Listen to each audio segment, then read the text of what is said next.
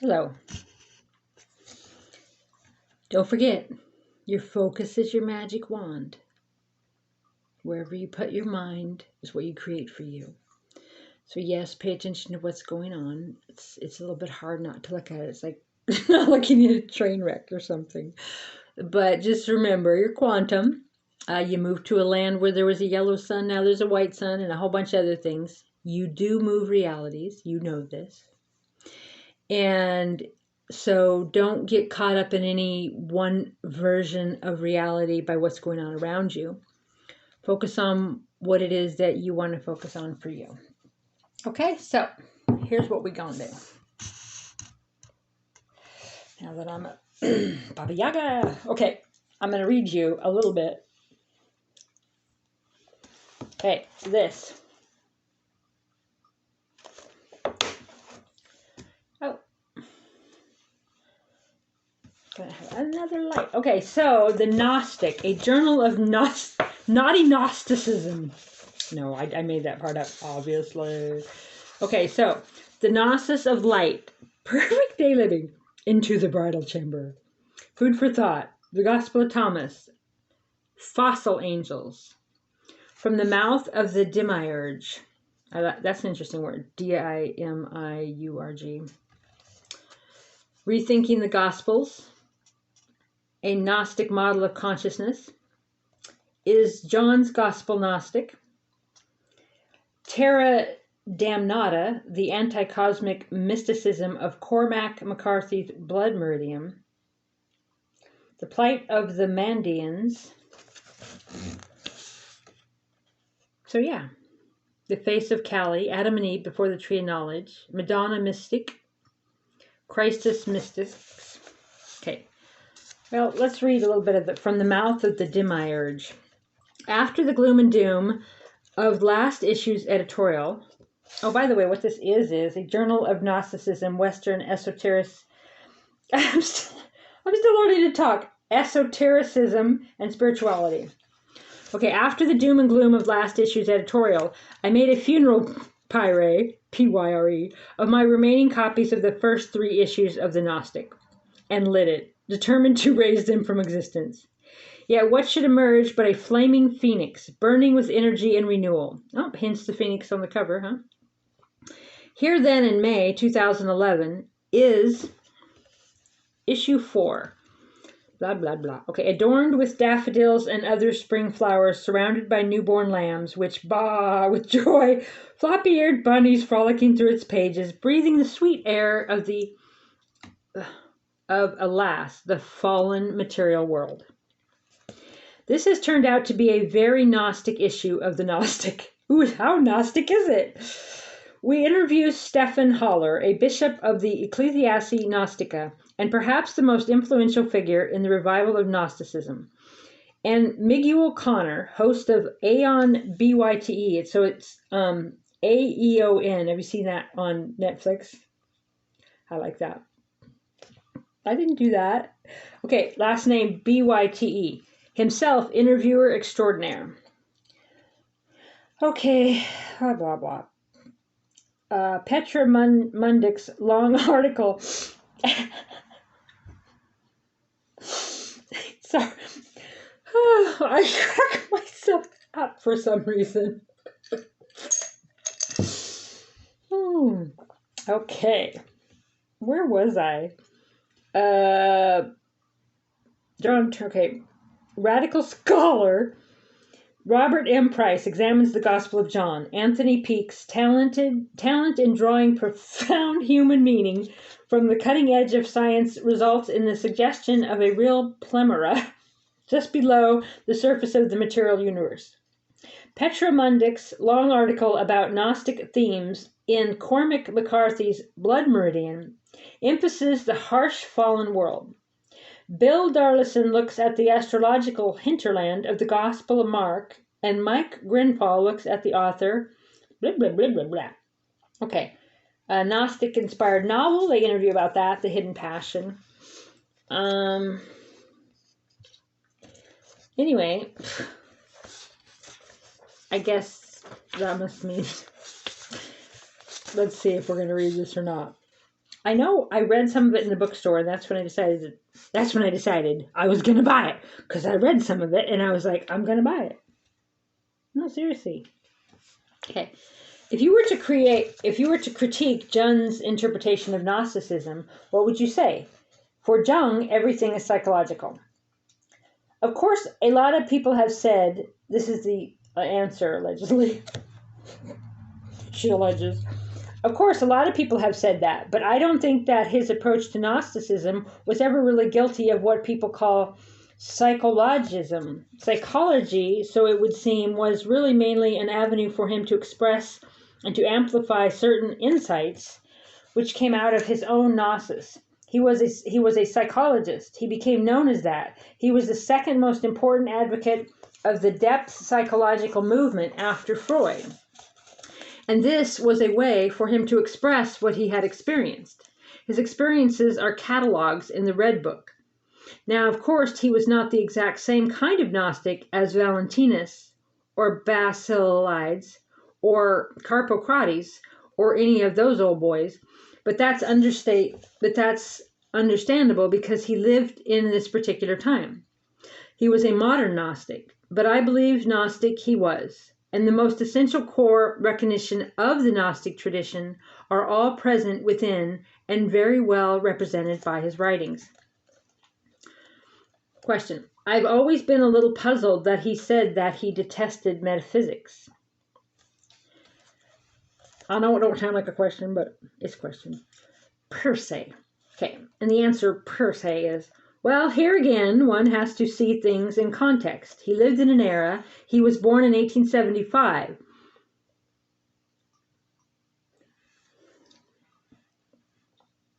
I'm trying to get my mouth work. Okay. So in the last 25 years of the 19th century and in the early 20th century when esoterica, let's say, were very heavily intellectual and speculative in nature. This is true of much of theosophy. Certainly of the anthroposophy of Rudolf Steiner and of many other schools. I think that this kind of speculative occult metaphysics was obnoxious to Jung, primarily because it had no experimental basis. So he felt that this kind of speculative metaphysics acted as a kind of barrier to the kind of personal individual experience that in ancient days was called gnosis. One might say with some degree of justification that many of the Gnostic scriptures contain teachings which could be called metaphysical. This is true. But Jung, I believe, felt, and I certainly do, that the teachings, the myths, and other teachings in the Gnostic scriptures are the result of experience. So they are ways in which the Gnostic experiences were, if we can use that trite word, processed, were amplified and explained by the Gnostic seers, teachers, rather than the other way around. But your average theosophist, anthroposopist, blah, blah, and others become infatuated with the intellectual metaphysics and does not go beyond it. Although I am sure that this was not the case with Blavatsky and a few others. I think that's where the great difference lies. When Jung took a look at the Gnostics, and this was documented by Quispel and others, he in essence said, this is not speculation. This is not philosophing. That's what I always say. I'm like, I'm not speculating. This is not a belief, really, even. This is not something I'm saying is my opinion or might be. This is something I'm saying is absolutely true because I know it and I've experienced it. And I know that I'm quantum and that you did not have that same experience and you experienced what you experienced and you know what you know for you. So for me, it's not speculation. It's an absolute knowing. This is not speculation. This is not philosophing. Philosophemina. That's interesting. As the church fathers called it. Those are the results of intensely felt inner experience. Exactly. I can tell because I'm a psychologist, blah, blah, blah. I'm sorry. of course, I don't really believe in that world. Of course, he could tell because he had experiences of an analogic nature himself. So he felt that really the Gnostic scriptures were really very different to metaphysical speculation as he encountered in the occult world in his time. An interesting comparison there. I would say that the theosophical cosmology is obviously very static. It stayed as it was at the tie of Blavatsky for the most part, whereas the Gnostic was continuously developing. It is a fairly common contention of scholarship that one must study these materials to a considerable extent within the context of their time. And so there has to be historical and sociological and intellectual context. And one must realize that the 19th century, when these teachings were enunciated and formulated, was an extremely intellectual era. I kind of wanted to stop on that because I'm like, I don't believe that. So like, I don't look, I mean, I kind of do. I look at what's going on right now in the world and I go, oh, take these ancient things and put it to modern day. I kind of do believe that, but my shifting of realities and what people call the Mandela effect and everything I've known and what I've experienced out of my body and what I've experienced living in a car and the connection to the water and the earth and the air and the animals and this unity consciousness that I've felt so many times of just everything makes it so that you really tune into the fact that there is no time. So you don't say, oh, well, I'm going to use this for what's going on now. When I just use, like, for me, like energy healing, plant medicine, healing that, say, witches, druids, sorcerers, herbalists, oracles, whatever, did for thousands and thousands of years, we can do the same thing now, and there's even the same plants here. It's just in modern day, there's corruption and there's overlords and there's suppression, but I think the basics are still the same. Without necessarily historical context or anyway, blah, blah, blah. Okay, modern theosophical societies are involved in all sorts of ideas and researches. There have been an opening to various contemporary ideas, and there are a lot of good people around. But that was really the difference between Jung and the occult scene at his time. Also, I think he was particularly annoyed by a couple of occult schools, historically speaking.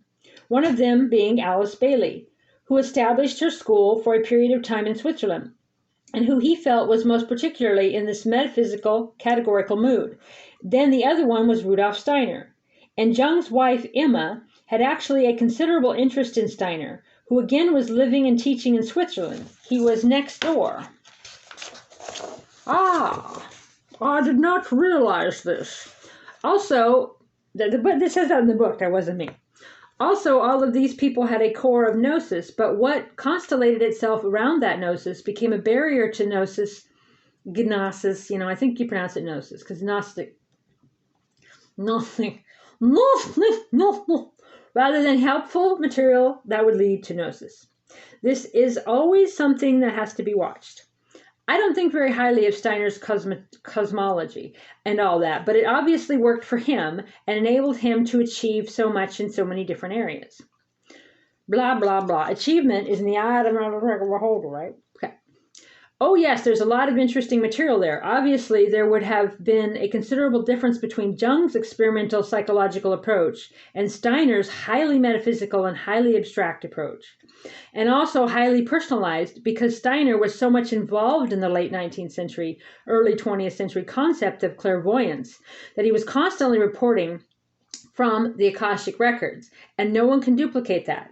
No one can say yes or no because they don't have access to his source of information, and that becomes a problem. And so see that, that's now with what's going on in society, but all through time. No one can tell you what you experienced. And so that's what they're really trying to shut down, right? So faith healing, energy healing, your thoughts can shift you to a different reality. They don't want you to know the power of your own mind, right?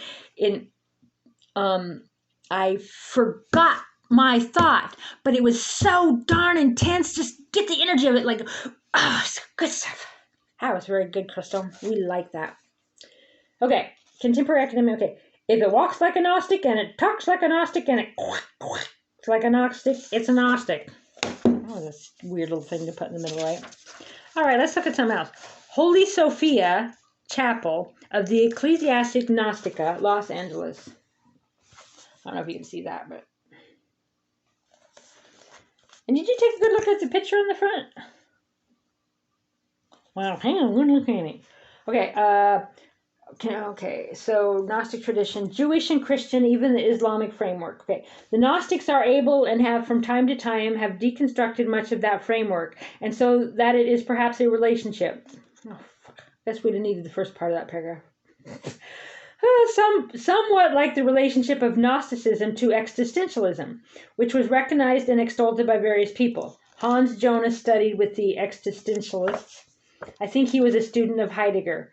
I have books on that. It's spelled Existentialism. Sort of a halfway house to Gnosticism, because it doesn't go beyond the recognition of the inadequacy and the darkness of the world, but doesn't see any redemption anywhere. Similarly, deconstructionism may have little elements that lead towards Gnosticism, but they're not really numerous. I may be wrong, but I am deriding Derrida. Okay. I forget exactly what I wanted to read in this book, but okay, The Secret of 2012 and a New World Understanding. So if you check out some of Greg Braden's work, lots of different healing works, but he's also the one that has the video where they did in real time of a surgery, and it was energy healing that dissolved a tumor. And, you can shift people from one extreme reality to another if you could 100% convince them of something. Just as sure as you feel, you really certainly believe you sit down on this chair and it's going to be there when you sit down. Just absolute knowing, and you shift. Okay, Magic in the New Testament. Okay, Jesus the Sorcerer by Mandrake. Because these are, obviously I'm just roaming around this book. Okay, The Dice Game of Shiva by Richard Smalley. The Thunder, Perfect Mind, a new translation of blah, blah, blah, blah, blah, blah, blah. Okay. Ooh, I like that word, Pistis Sophia, Pistis Sophia. A Coptic text of Gnosis with commentary by J.J. Hurtak. Inventing Reality, that's what you do every minute, Blah, blah, blah, blah, blah, blah, blah, blah, blah. I feel like I'm alone on a mountaintop. It's so quiet in this moment. And it's so weird that this right now going into all these years living in a car, being in a certain amount of isolation, but a public isolation, and now going into a different form of public isolation. But what's going on out there is just, it's, let's just do that. It's like, stay out of it. Or not. Okay. The introduction contains a good summary of the cosmology themes of Pistis Sophia. The bulk of the book is an interpretive commentary. It seems that the Hurtaks have indeed gone back to the Coptic, so this constitutes a complete new translation of the Pistis Sophia. In addition to those of Mead, Violet McDermott, and now Christian O'Brien. The text is interspersed with the extensive commentary, so there's no easy way to read it. Ugh. What I was going to read to you, I don't know, so if you're having trouble sleeping, definitely just play this video. Okay, the Gospel of Thomas. We know from pretty much every single Sethian tradition represented in the Nag Hammadi library that the archons are responsible for worldly power. This is an essential part of the Gnostic message. Obviously, it's a fool's game to try to pin the archon label on actual individuals. No person is an archon. Instead, the mechanisms of worldly power, including and perhaps even most significantly political power, are manifestations of the archonic essence, both macro and microcosmically. Jesus rebels not against the power of the state or even against the power of organized religion, but against the will to power behind these things. Right, so he was against the organized religion and the government at the time, because of the power that was behind it. So if there was, right, if the archon, so if there's instead of a dark force, there's a light force behind that power of organized religion, then it would have had a different outcome. Okay. Playing with the political machine can become a dangerous addiction, something I know from experience. Not me, the book. Freedom of speech is far overrated. Freedom of thought is more valuable because your thoughts create. Oh my goodness, right? It's so hard to remember that and to just really believe it. Freedom of speech is far overrated. Freedom of thought is more valuable by a wide margin. Becoming embroiled in the gears and wheels of political machine leads to impassioned involvement with the systems of the world. And when this happens, our thoughts are no longer our own. It's a good reminder right now, right? So once you become ingrained with a massive, even with this awakening, you might agree with what they're doing, but like if I go protest and I'm commenting all the time and I'm in the fight with them, and then I'm perpetuating that because I already know that stuff. I'm already awake. So as they're waking up to it and standing up for it, my thoughts, it's becoming a mass consciousness of thoughts, losing the individual thoughts. That's why it's important to go, read your novel, watch your movies, do things away from what's going on. It can be very mesmerizing right now, luring in. I just flashed on the Snake and Jungle Book, the hypnotizing. So that's very interesting. I'm going to read that again. Becoming embroiled in the gears and wheels of the political machine leads to impassioned involvement with the systems of the world. And when this happens, our thoughts are no longer our own. We become convinced that those with different views are others who have less inherent value. We compromise our positions based on the propaganda employed by all agents of politics, be it the left or the right. All politicians and those in their employ are propagandists. We concede our right to protest to those who establish protest zones. When you need to apply for a permit to protest, you've entered into a contract with the archons. Right. Oh, can I have a permit to have a protest? And yes, you may. Then you're asking your permission from your oppressors, right? Timely, isn't it? Very timely. Okay. We concede our rights, to protest to those who establish protest zones.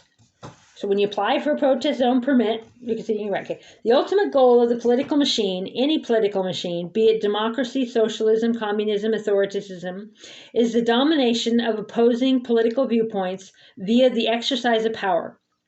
I refer to the political machine because this system is indeed mechanical. Like a wretched robot, it churns and smokes as it moves ever forward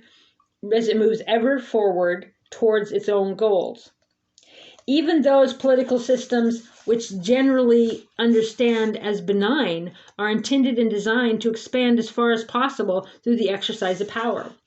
Like, we do not need politicians. Just don't need them for any flippin', flamin', flyin', fluckin' reason. None, not one. Nope, not one. Power does not need violent expression. Power can be the enforcement of law, the granting of social necessities.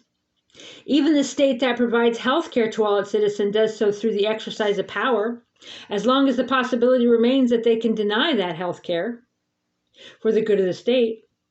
Any state that maintains the potential for the violent exercise of power, either offensive or defensive, any state that has weapons is part of the political machine and inherently archonic. The state inexorably trends towards totalitarianism, and rebellion against the state invariably results in the establishment of another totalitarianism. On and on and on and on. The modern Western state and the archonic powers at its roots have assimilated and humiliated the concept of freedom of speech, and created a society in which one is truly free to say whatever one wants to say, provided it is within the limited semiotic circle the state provides. It has realized that when one's thoughts are under its powers, and when it controls the words, it doesn't matter what one says. The Gnostic, however, understands that wisdom is equally important to word, and that freedom to exercise wisdom is only possible when one has emerged from the blanket of the political machine and its propagandists. The political machine is also requires one to compromise one's own self-knowledge, to pick the lesser evil, for example. Whenever you are forced to compromise your self-knowledge, the ideals to which you ascribe, you are not exercising freedom of thought. So pick this sports team or that sports team, pick this politician or that. They only give you, a two-party system? I mean, the game, oh my God, right? Seriously. This may be an acceptable bargain in certain cases, but this decision needs to be made with full awareness that one is making a deal with the archons, so to speak, and that when one makes a political decision based on a compromise of one's position, one is truly compromising one's own freedom to decide. None of this is to say that the Gnostics shouldn't be involved in social issues, or that one should abstain from voting if one is so inclined, indeed. Shoulds and shouldn'ts create the problems in the first place. If one believes one can initiate positive change through the political machine, then one should obviously feel free to do so. And to be sure, there are politicians who are good, honest people who desire a better world. An individual Gnostic may choose to support a politician or a political party, or to engage in activism without fear of straying from the Gnostic path, provided that their involvement in the political machine results from the intimate self-knowledge that it is the mandate of anyone who identifies as a Gnostic. Nonetheless, for the Gnostic, true change, radical change, can only come about outside of the political sphere. It can only come about through developing an intimate knowledge, gnosis, which of course is spelled Gnosis, as a Gnostic. The Gnostic who desires social change must be able to penetrate the illusions of the political machine. He or she must understand the language of propaganda and advertising and the difference between free speech and free thought. Right, because if you're thinking, when you find yourself having the same thoughts and reiterating them everywhere, you're not really free thinking. So even though you're on your side and your team, and if you just get their rhetoric and still aren't doing your own free thinking, so yeah, that's awesome. He or she must act based on self-knowledge as a secret missionary and avoid at all costs becoming embroiled in the cesspool of partisanship, which is picking a party. He or she must understand the difference between activism and sentimentalism, and must learn when the archons are attempting to manipulate the emotions. His or her only allegiance must be to Christos and Sophia, and those in need of compassion. And I believe Sophia's Mother Earth too, right? And a lot of people's guides, and then of course Christos. Only if these preconditions are met can we truly produce any kind of radical change. So let me read that again. He or she must act based on self-knowledge as a secret missionary and avoid at all costs becoming embroiled in the cesspool of partisanship. He or she must understand the difference between activism and sentimentalism and must learn which the archons are attempting to manipulate the emotions. His or her only allegiance must be to the Christos and Sophia and those in need of compassion. So, right, being kind to people, being compassionate to people, being kind to yourself, and not feeding any particular reality because they're puppeting all sides. Only if these preconditions are met can we truly produce any kind of radical change. So when deciding the extent to which you will participate in the political machine, I challenge you to learn about propaganda, to study the control systems beyond your favorite candidate. I challenge you to understand why Philip K. Dick said to fight the empire is to be infected by its derangement. But mostly I challenge you to gnosis, to understand completely why you are involved, and with whom, because you know yourself, through yourself, that your thoughts are free no matter what you choose to say. And I feel, I'm going to read that again, I just feel like crying because I I asked Spirit a question a few hours ago about, I wanted to be supportive of something, and then I kind of got involved in this little civil war a little bit online, and then seeing the protests, and I asked Spirit about something specifically engaging in, and I opened this book to that page. It basically, it's just saying that, you change the system by not paying attention to the system, right? So going to the beach, the mountains, watching the movies, doing, even maybe watching it online, but to an extent, if you don't look away from it, you're creating that. And I want to read that again. So when deciding to the extent to which you will participate in the political machine, which is pretty much the exact freaking question I asked, Spirit, I love you. I mean, you get what you want, you get what you need. You got to really, really be focused on what it is you want, what you, and it comes to you. Marcus the Magician. I love stuff like this. See this guy? To not get too far into that world. It's kind of easy to do. Anyway, this is obviously my answer. Okay. So when deciding the extent to which you will participate in the political machine, I challenge you to learn about propaganda, to study the control systems behind your favorite candidate. I challenge you to understand why of the saying, to fight the empire is to be infected by its derangement. And that's too with that stuff of pushing against something. So instead of going, oh man, I love this crystal, this is so beautiful, if I just sit here and just talk over and over again about all the crystals I didn't like. Crystal's quite an example, but instead of just sitting here and telling you a million or 100 or even dozens of foods that I didn't like, then I create more of that in my life, right? I talk about what I do like and create more of that in my life. So yeah, to fight the empire is to be infected by its derangement. You're pushing against it. You're talking about things and you're making them exist by even paying attention that they exist. But mostly I challenge you to gnosis, to understand completely why you are involved. Okay, so go, okay, well, why do I want to do this? What is the point I'm trying to prove? Do I need self-validation? Do I need to feel okay? Do I need to feel important? Do I need to feel, when I've already done all that work? That's done. I'm somewhere else now, and I don't need to be in that grind. So I challenge you to understand completely why you are involved and with whom, because you know yourself through yourself that your thoughts are free, no matter what you choose to say. Right. So that is really freaking cool. Okay, myths and history, a ramble. Yeah, I'm not going to read that now, but kidnapped by pirates, the god Dionysus. That just was so cool. Oh, yeah. Isn't this picture neat? Marcus the Magician.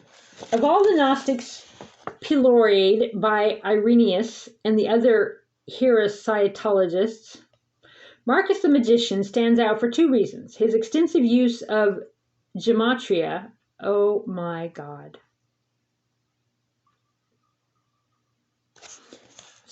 I just get profound moments, right? I never heard that word in my life.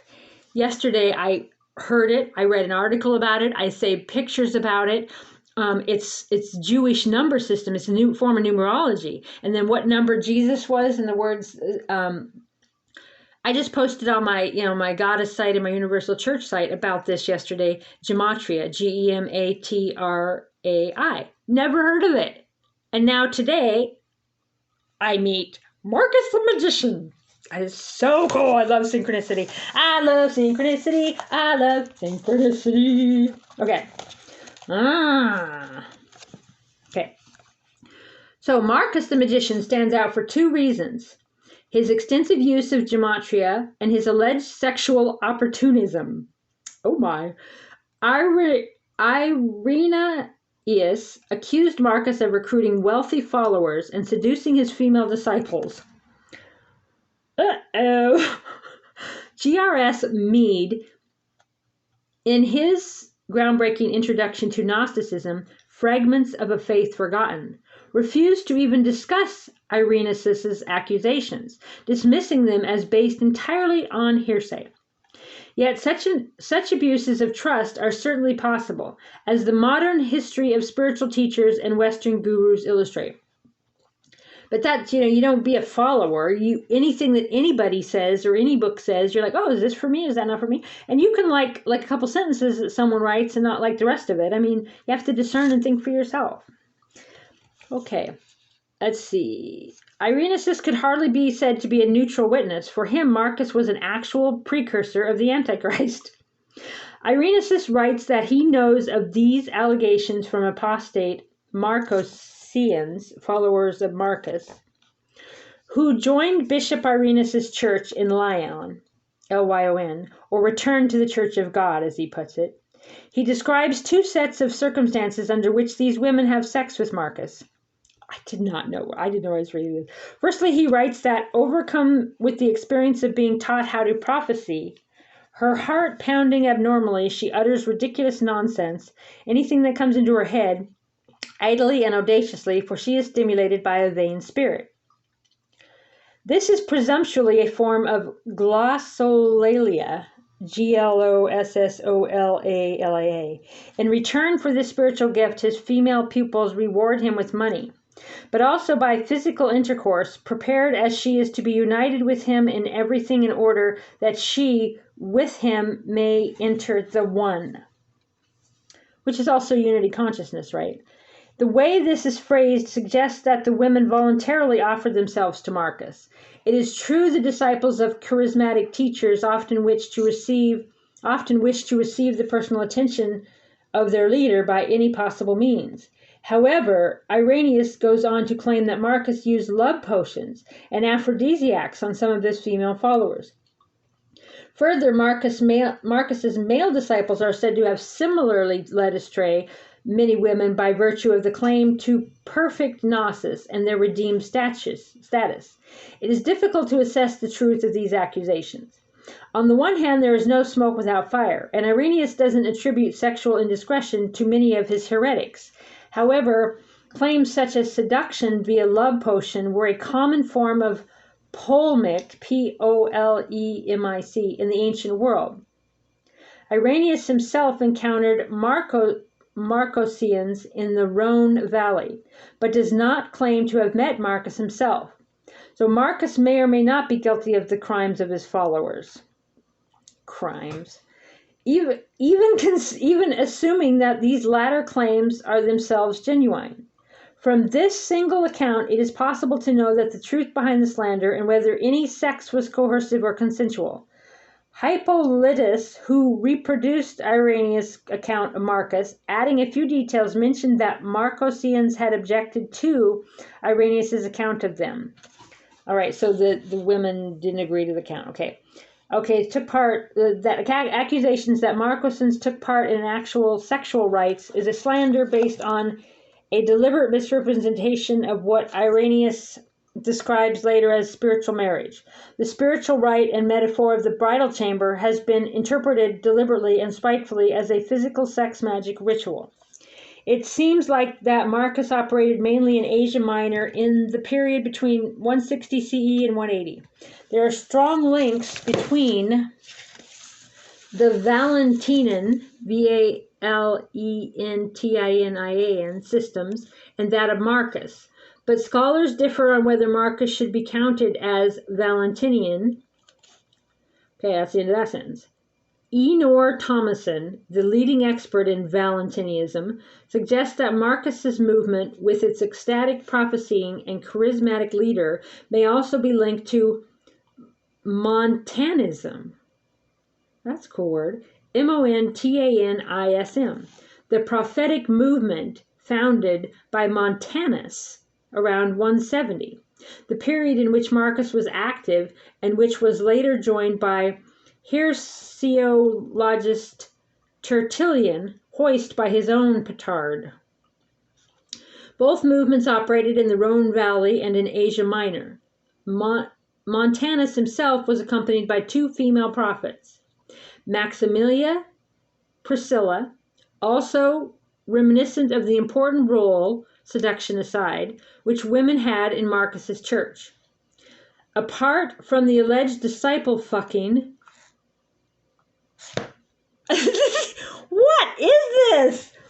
Marcus and the Marcosians are known for their extensive use of gematria and their use of specific rites. Marcus took the Western Valentinian system and applied sophisticated and extensive alphabetical and numerical symbolism to it. This system, described by Irenaeus, used a scheme of 30 names, aeons, A-E-O-N-S, which emanated to fill the pleroma, P-L-E-R-O-M-A. Most of Marcus's geometric explorations are concerned with this heavenly scheme rather than with the demiurge and the archons who rule the world. So if you've never heard of geometrics or whatever, check it out. It's very interesting about, a form of numerologies and numbers and symbols. Okay, the aeons are divided into 2 tetrads, 4, which form the ogdode, 8, plus a decad, 10, and duodecad, 12. In the Greek-speaking world, numbers were expressed using the 24 letters of the Greek alphabet, which at that time existed only in what is now the uppercase form, plus 3 additional letters that in the case of digamma used to belong to the alphabet, or for kappa and sampi, which used for numerical representation. Let's see, the notorious number 666, which in the modern world has entirely evil implications due to it being designated the number of the beast in Revelation 13, 17, 18, was originally associated with the sun. 666 is also associated with the sun in Hebrew Kabbalistic gematria. The magic square of the sun is a 6x6 square in which number from 1 to 36 appears once and only. Each row or column adds up to 111. So the sum of the rows or columns is 666, as is the sum of every number from 1 to 36. There is more than one solution to the magic square of the sun. So see the facing page for 2 solutions. I'll show you that in a minute. Using gematria, any word can be resolved to a number by adding up the numerical value of each component letter. Other words which also add up to this number have meaningful equivalence with the first word. And see, that's what I posted, because like Jesus, the same words that Jesus had, and the same word, they had COVID, they had all kinds of things as examples. So type in gematria and then do a Google search for images, and there's quite a few examples of which words align. So the numbers of words align, and which is really freaking cool. I posted a video called The Jesus Strand, and that is very, she went into like the living God is 132, and that was really cool number stuff too. I posted that on my my Goddess Healing Sanctuary on Facebook too. You can email me at reverendcrystalcox@gmail.com if you haven't, if you don't know that one. But I think it was the Patriot Street Fighter, which was weird, but it was that he had it on, but it was called the Jesus Strand. And it's very, very interesting, and it's the same similar, which kind of reminds you of the God code a little bit, right? So, okay, so additionally, the number itself may have unusual arithmetic or geometric properties. For example, 10 equals 1 plus 2 plus 3 plus 4, a triangular number. And hence further meaning associated be made. One example used by Marcus is, I can't pronounce it, and it says Jesus. So it's the Hebrew whatever of Jesus. And then the 2 solutions are on the other side. So, I'm obviously not going to read that. Okay. So, Marcus saw 888. Okay, there's a bunch more on that. Secret of the Book of John. The 7, that's interesting. The 7 vowels are linked in order to the 7 heavens. Alpha being the first, the second epsilon on the omega, the 7th. Everything's about 7, right? When children are born, it is said that they intone the sound of each of these vowels in turn. Truth, aletheia, which has 7 letters in Greek. The symbolism is applied to each of the aeons of the first and second tetrads based on the length of the word. What is the purpose of all this numerical speculation? While it was, and still is, fun to add up the values of letters and find corresponding meanings, gematria is primarily a way of infusing language and writing with an inner meaning, which is also one of my favorite channels, channeled for me a while back about the fact that we came to Earth, this Earth life, with numbers, right? The number language was always there. Okay, so we had numbers as a language before we went into different languages and all of that. And then I think I've talked to you in different videos before about when I first started doing blogs, and you could do HTML code or compose. And I had posted a picture of myself on my real estate site or something. And then I went to HTML code to add some video or something. And my picture of me, my picture of me was numbers and letters. And it's so fascinating to me that numbers and letters can be my face. So, like in the movie The Matrix, we're all code, right? So we came in with the language of numbers. So it means a lot, and it means frequency. Okay, so the divine structure of the pleroma, Pleroma, could be discovered in Scripture, in sacred names and in ordinary words. These multiple levels of significance formed a web of association, revealing the structure of the heavenly realm and the fallen world. Right, so oh my gosh, so you can reduce it to numbers. If we came here with all of us had the original language of numbers, then our numbers, looking at things through numbers, connects us to the heavenly world, which is our, divine bliss, or our divine permanent state. Okay, these multiple levels of significance formed a web of association, revealing the structures of the heavenly realm and the fallen world.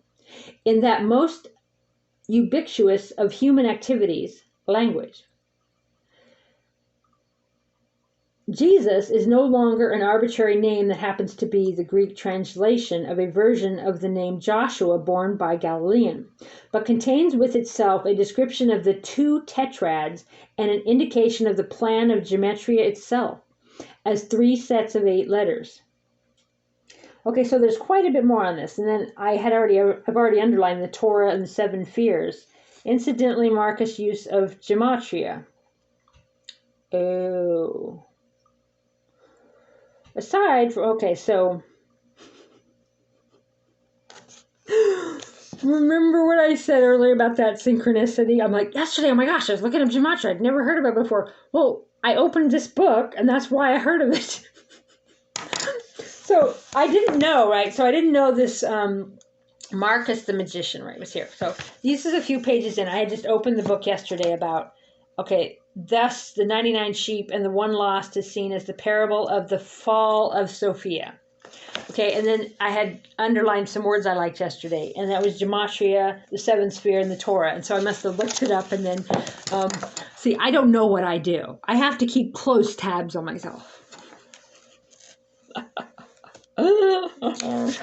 Okay, oh my gosh, there's so much to all of this. Okay, the Valentinians used 5 sacraments as mentioned in the Gospel of Philip, and by Irenaeus the redemption, the bridal chamber, baptism, chrism, and Eucharist, Eucharist.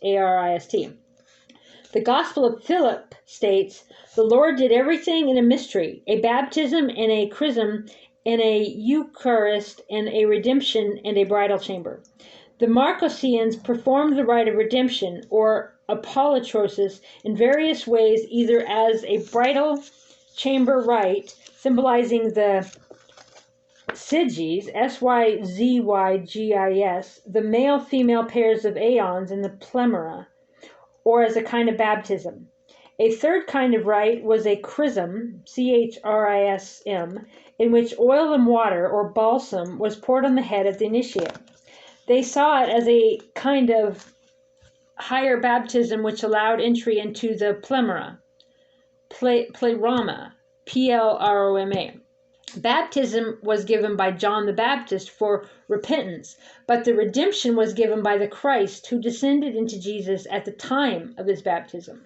This is a variation on the adoptionist Christology, whereby Jesus was adopted by God and his Son at baptism. They also believe that when Jesus asked the son of Zebedee, John and James, whether they could be baptized with the baptism with which he was baptized, Matthew 20:20, he was given them the redemption. Fortunately, Irenaeus has given us some of the formula used in the baptism. and this is a quote here, in the name of the unknown Father of all things, into truth, the mother of all, into him who descended on Jesus, into union, into redemption, into communion of the powers, unquote, or requote, or double-digit quote, or unquote. Aramaic called Hebrew, okay, so Aramaic. This is just so cool. Check out the Jesus strand, and it talked about Jesus. It talks about being, I think, that his language was Aramaic, okay, and then Armenia not being recognized, and then Trump recognized Armenia, his administration did, and that the crisis of ISIS to go after the bloodlines of Jesus, and that Lincoln was one of the bloodlines of Jesus, and it's just so fascinating, all of it, the Jesus strand. Okay, so Aramaic called Hebrew by Irenaeus is recited in other versions of the rite.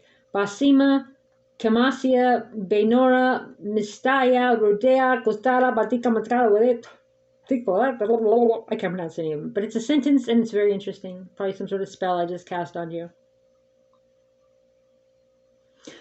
This is accompanied by, quote, I call upon that which is above every power of the Father, which is called the light and the good spirit and life, for thou hast reigned in the body, unquote. Still other Marcosians considered the redemption to be equivalent to gnosis itself and required no external ritual. Yet another form of redemption was given to the dying. This allowed the inner man, for example, the spirit, to ascend past the powers of the demiurge and his archons. The body remained in the created world, and the soul was returned to the demiurge. The dying person is taught the following to say to the archons. I am a son of the Father, the pre-existent Father, and now a son of the pre-existent Father. I have come to behold all things, both what is strange and what belongs to me. But they are by no means strange, but belong to Achamoth, Achamoth, and then in parentheses it says Sophia, who is female and who has made these things for herself. I derive my being from him who was pre-exist, and I go again to that which is my own, whence I come forth. To those around the demiurge he should say, I am a precious vessel, more precious than the female which made you. If your mother does not know her origin, I know myself, and I am aware whence I am, and I invoke the incorruptible Sophia, who is in the Father, mother of your mother, who has no father, nor any male escort. Nor any male consort. That's close. Okay, so a female sprung from a female made you, and she did not know her mother, but believed that she existed all alone. But I call upon her mother. Here we have exciting account of a direct confrontation of a Gnostic with the demiurge's archons. The deceased states his true lineage, appealing to Sophia and the unknowable Father, in contrast with the invalid descent of the archons. To Irenaeus, the variety of Marcosian practices was an abomination, but to us it is part of the attractive diversity of the Gnostics. Though Marcus is known notoriously as the magician, the designation is based more on these details than on any intrinsically magical basis to his teachings. Certainly, gematria is part of the magical tradition, but the special effects in the wine rituals are not magic in any specific sense of the word. As described by Irenaeus, they are more like conjuring tricks, though the descent of grace may be considered to be a form of invocation. But there is plenty of material here for the aspiring Gnostic to experiment with. Even when we take into account the prejudice of Irenaeus, there is a whiff of subterfuge and deception. He is a little reminiscent of Alexander of, oh my God, this is a huge word. It's the words like this long. Anyway, Abon, the first one. A 2nd century charlatan who deceived his followers with the manipulation of a trained snake with a puppet head, Glycon, who was said to be the actual incarnation of Asclepius, Asclepius, now worshipped knowingly by Alan Moore. Where's that is? As with all forms of religion and spirituality, caveat emptor, let the buyer beware. Okay, and then there's a whole bunch of words, right, and numbers that they kind of give you examples.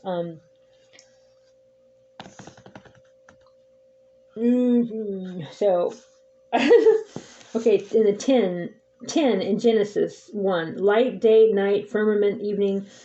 Anyway, I'll let you study that on your own somewhere online about Marcus the Magician. Okay, the Gnosis of the Light. Here we present the complete translation with the original introduction and notes of the United Apocalypse from the Bruce Codex from Reverend F. Lamplug's The Gnosis of the Light, originally published in 1918 by John M. Watkins. Generally ignored, this book is the only one on the subject. Burger A. Pearson notes the many Sethian features of the work and places it in the 4th century at the very final stages of Sethian Gnosticism, probably written in Egypt. I'm just going to read a few things of this one. Okay, so the Gospel of Mary, and in parentheses they put Codex Akhim, Akhmim, which we know to have been in existence before 180 AD, and its philosophical basis is the Platonism of Alexandria. If it is by one writer, I think it may be dated from 160 to 170 AD, and belongs to the period of Basilides and Valentinus. Wow. Okay, there's just tons of stuff obviously here. Obviously. Okay, the ground of the idea of gnosis does not seem to be very different from that of the later mystical theology. Love it. Where's my pen? Okay, mystical theology, which originally meant the direct, secret, and incommunicable knowledge of God received in contemplation. In parentheses, it says Dom John Chapman. The revelation sought for was not so much a dogmatic revelation as a revelation of the processes of transmutation, of rebirth, of apotheosis, or deification. Its aim was dynamic rather than static. But while the followers of the Gnosis, both Christian and Hellenistic, which is spelled Hellenistic, would have agreed that the direct knowledge of God is incommunicable.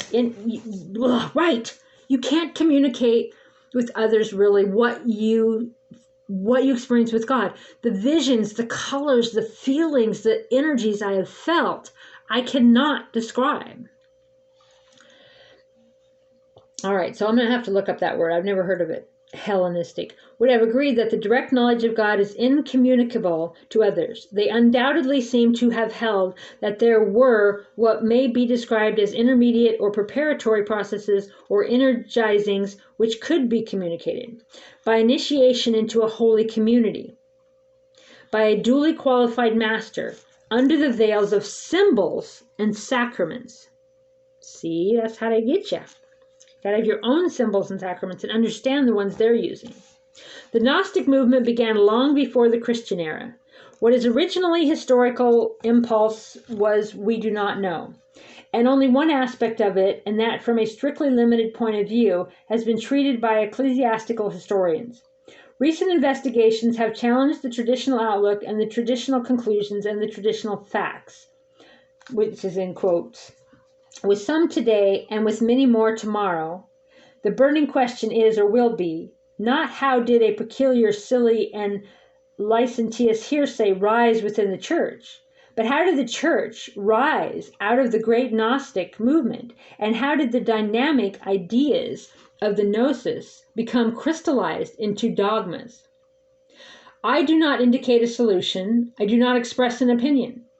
I call attention to a fact in the world of scholarship that will not be without its decided reaction upon the plain man. But the study of the ancient Gnosis, and indeed of mysticism, generally has left another suggestion that seems laden with limitless possibilities. Let us first go back to what I said as the communication of certain processes, leavenings, or energizings, under a sacramental veil.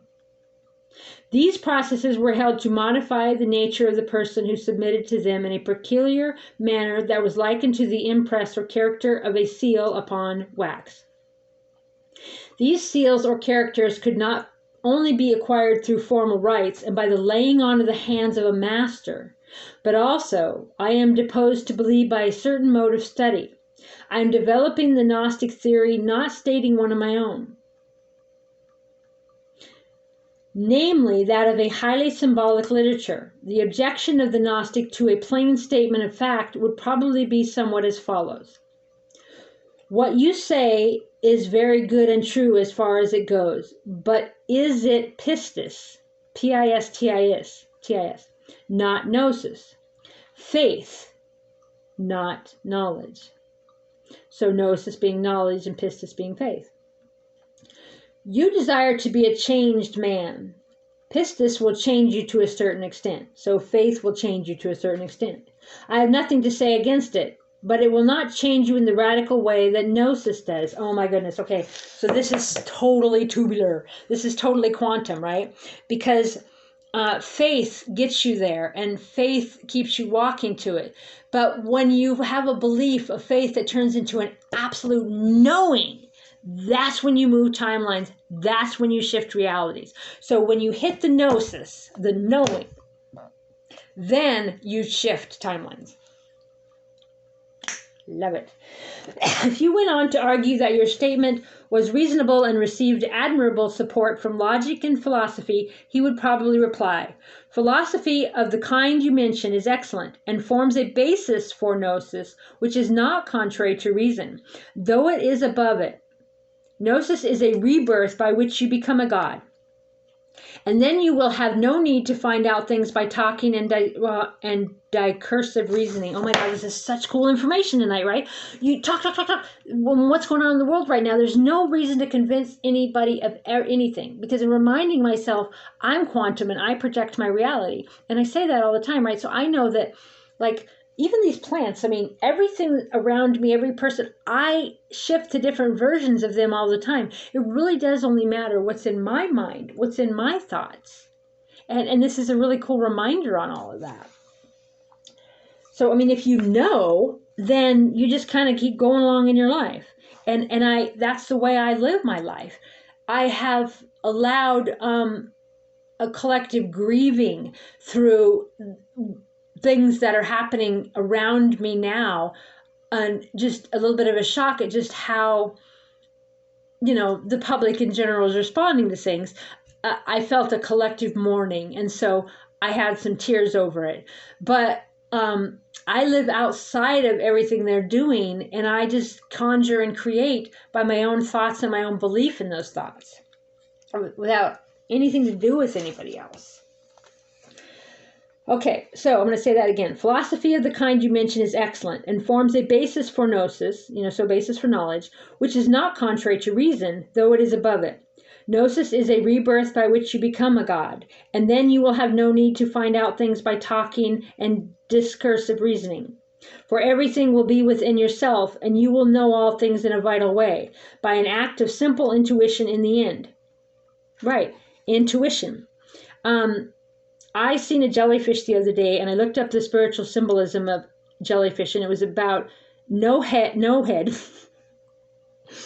brain, no mind, and no heart.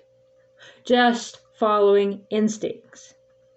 Just feeling into the moment, be in the now, and just feel what feels right into the next moment. Okay. The wind bloweth where it will, and thou hearest the sound thereof, but canst not tell where it's coming from and whither it will go. So is everyone that is born of spirit, right? Just like the wind, and you don't know where it came from and you don't know where it goes. If you tie yourself down to logic, you will not know the real things. So using logic in my healing work to unwind what they have done to you. And but don't use logic to try to discern what you're going to be able to do forward. But in other words, don't say, oh, because it's always been this way, it'll be this way. Or because, people aren't flying, that I can't fly. That's just an example. Okay. So everyone in spirit is of the wind. If you tie yourself down to logic, you will not know the real things, the things that are, by getting inside them. Okay? So that's how, like with me living in a car, I got inside the night. I got inside the wind. I felt one with the heron and with the shore and with the night and with this whole other level of energy. You have to experience something from the inside to get that frequency and that understanding. And that's what many of you are doing. Whatever you got going on in your life, you chose to experience that. And awesome. Okay. The wind bloweth where it bloweth. Okay. If you tie yourself to logic, okay, things that are, by getting inside them, okay, your knowledge will be external, superficial, right? So you will just know things because someone told you, because you read it, because someone in the public said it. When you fully experience it, when you have your experience, your faith, and it moves into knowing, absolute knowing, that's when you shift into a different version of reality that represents that. Okay, your knowledge will be external, superficial. Gnosis, you may be surprised to learn, is not just knowing. It is light and life, living and being as well. This must not be taken as an attacking reason. If you join our school, you will have a stiff course of Plato. You ought to know the things that are from the ordinary point of view, from outside, before you approach them with the idea of getting inside them, and so raising them up within yourself as far shining lives. Afterwards, you will study in a new manner that will seem madness to the common sense, and a divine madness indeed it is, for it will lead you to the secret of the cross. Divine madness, right? I have seen such amazing colors, and when I talk to spirit, I had a candlelight bath the other night, and I saw it again. This massive, the intense, high density. I call it fuchsia, but in the reality shift, I think in this reality fuchsia is green, but to me it was always like a hot pink, very saturated color, and this blue around it, just this. So. Neon blue, dark blue, royal blue, all of them mixed together. These two colors aren't colors I've seen here on this earth plane. And when I talk to spirit, I get these colors, and they're there even with my eyes open, right? And it's just so, so beautiful. This is just interesting, right? I opened these two pages. These two different topics really invigorates me. It makes me feel alive, because I was starting to get a little bit of society's cooties on me because of the Civil War that's happening, right? And I'd always knew, crayon, when I read in my early 20s about what's going to happen, and then you'll be somewhere safe, and then you'll just kind of watch it happen from your window. And that, so I've already done so much of the work in the physical world, and now it's like, watch it from the window and don't resist to go down that road too far, right? I obviously needed to release what I released, but it was draining me already. And then when in that drained state, then you get these ideas and you think it's excitement. You're like, but it's something else, probably like what they were saying, the archons. So you get to thinking you're excited about something, you go and participate in something, but I was feeling tired with it too. And so to have just that spark of synchronicity of all these different things I'm studying, and plus answers to my questions from spirit through this book that I just randomly picked from my stash over there to randomly read to you in this jungle over here, answers my questions. And that synchronicity reminds me of the magic. And then there's Marcus the Magician, right? Which might be one of my ancestors. I don't know. Anyway, it's just so wonderful. All right. God bless you. Goddess bless you. But most of all, love yourself. Don't let anybody put you down. Anything that you put your focus on, you create that reality. It's so intense. This is just such a reminder to me. I don't know if you can see through this video, it's an hour long. The beginning, I was like, oh, well, yeah, because, but I just, each synchronicity, right? Learning and the words that excite me, and this is where I thrive, and this is what I love, and this is where the energy comes through me. And the Archon, the political machine, trying to get me into its spin and get me away from this, I feel now, just this, there's like 3 giant pine trees out front. They're just, and I just communicate with them, and I love them, and I hear them, and oh gosh, Brian Scott, the Talking to the Trees, I think it was the redwood trees, and people that are channeling the trees and the information of the trees and the ancient, all this stuff is so fascinating to me. And I don't stay in that energy when I go too far down the rabbit hole of what's going on in the world right now. And so it's a reminder to myself and to you, don't do it. Anyway, this book is The Gnostic 4, a journal of Gnosticism, and I think it already said 2011, right? And on the back it says Alan Moore on the occult scene. Stephen Holler interviewed Anthony Peake on the quantum pleroma. Okay, the Gospel of John, the Zodiac in the Gospel of Mark, Andrew Philip Smith on the Gospel of Thomas, on Marcus the Magician, and on the Mandaeans. I got some homework to do because I don't know what, like, Mandaeans and some of the things. Anyway, I'll show you the front cover again because I think it's a cool picture. All right. Bye for now. Love, love, love. I wonder if I could set these up here. Oh, just kidding. Okay, well, I say goodbye. The kids, the Crystal kids say goodbye. And Fishy Fishersons went to sleep. That he says goodbye to. Say goodbye to everybody. I know I turned the light off. Okay. Yes, I'm a dork. And I love it. I'm a toothless dork. Baba Yaga. I love you.